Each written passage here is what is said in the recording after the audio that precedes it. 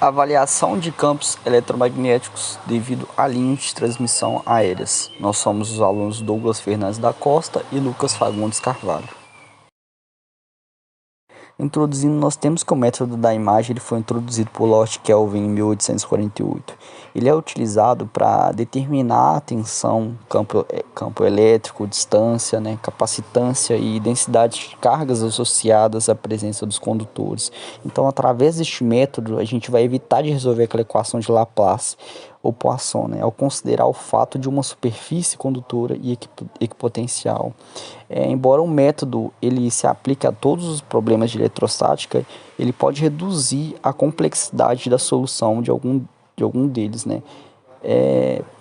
Um outro ponto a ser discutido é sobre o que é o método das imagens. Então, esse método ele vai consistir em se considerar o cálculo da capacitância de um condutor de carga igual à da linha, mas de sinal oposto, E é uma profundidade da superfície do solo igual à altura do condutor.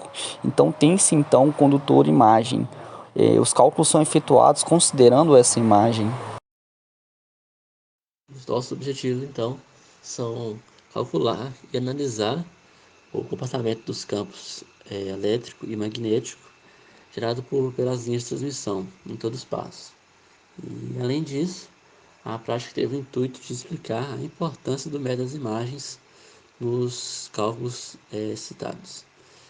Tal prática teve como foco também o aprimoramento na resolução de problemas utilizando o MATLAB. Quanto à metodologia, nós temos que o problema apresentado ele nos disponibilizou o valor de algumas variáveis, sendo elas a tensão, a potência aparente, a frequência, o raio dos cabos e a distância entre os cabos.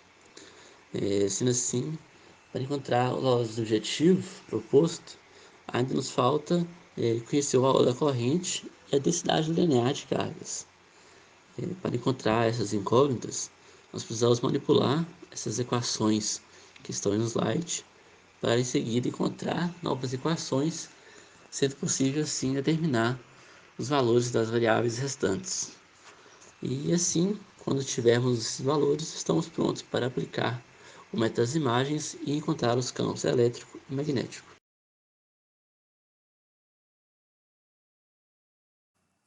Bom, aqui temos o nosso código para calcular a intensidade de campo elétrico e de campo magnético, gerado por uma linha de transmissão trifásica. Bom, primeiramente nós temos a declaração das variáveis da permissividade elétrica e da permeabilidade magnética. Nós temos o valor de H sendo igual a 12, que seria o caso inicial, e aqui estão argumentados os casos secundários e terciários.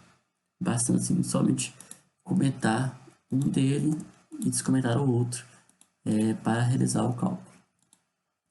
Bom, aqui nós temos o raio do cabo, a potência aparente da linha de transmissão, a tensão da linha de transmissão.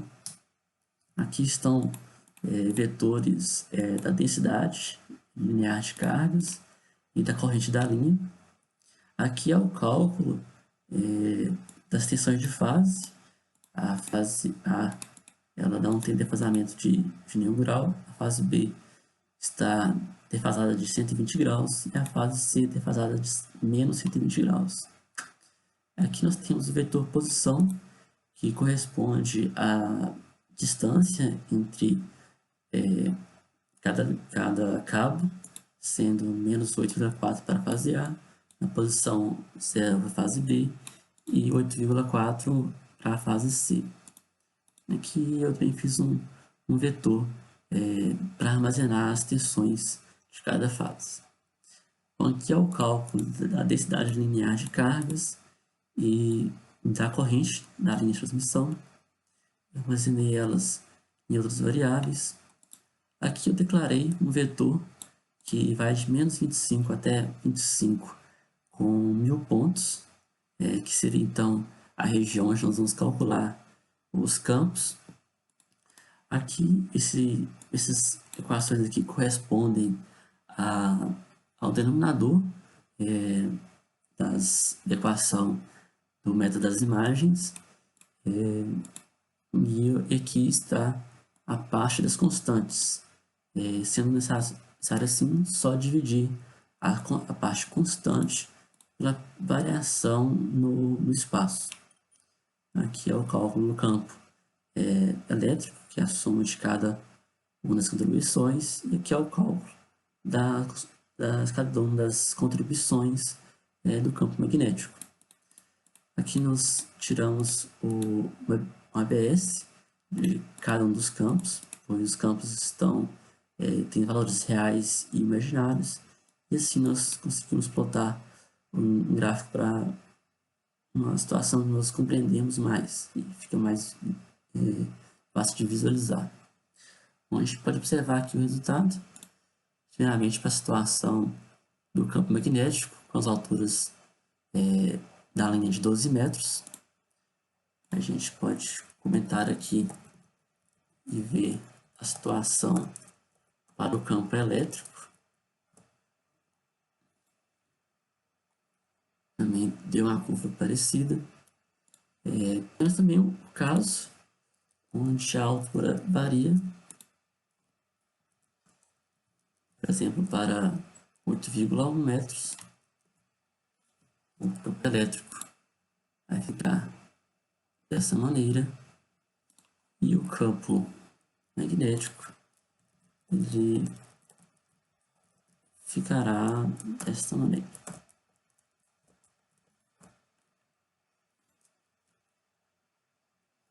Os demais gráficos a gente vai colocar em sequência para a gente observar e comentar sobre os resultados.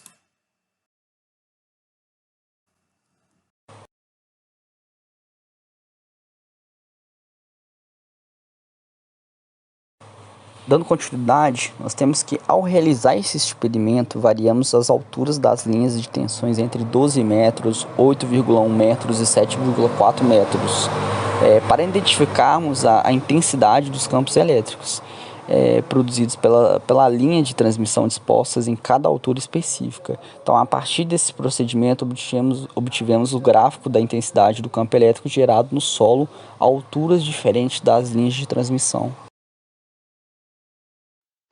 E nós vemos a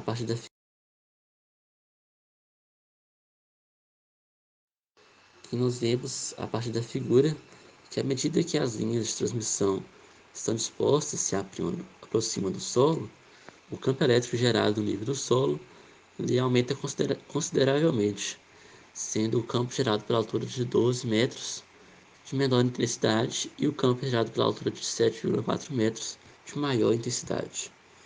Isso pode ser visto pela figura.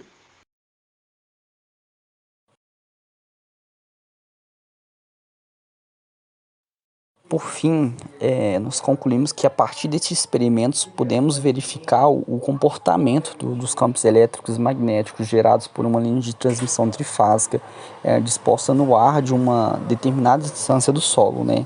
Sendo esses campos observados tanto no solo, tratado aqui como um condutor elétrico perfeito, como em todo o espaço, né, o ar que envolve essas linhas, vamos verificar principalmente matematicamente através dessa ferramenta computacional que é o MATLAB, o comportamento divergente do campo elétrico e rotacional do campo magnético, bem como suas componentes e direções quando se encontram na fronteira com o solo. Assim, a gente vai perceber então que a lei de Gauss e Ampère elas vão se apresentar aqui como ferramentas poderosas para calcular os campos cujas geometrias apresentam simetria. Outro método utilizado para o cálculo do campo é o método das imagens, né, que ele vai permitir determinar o comportamento de campos eletromagnéticos para as situações.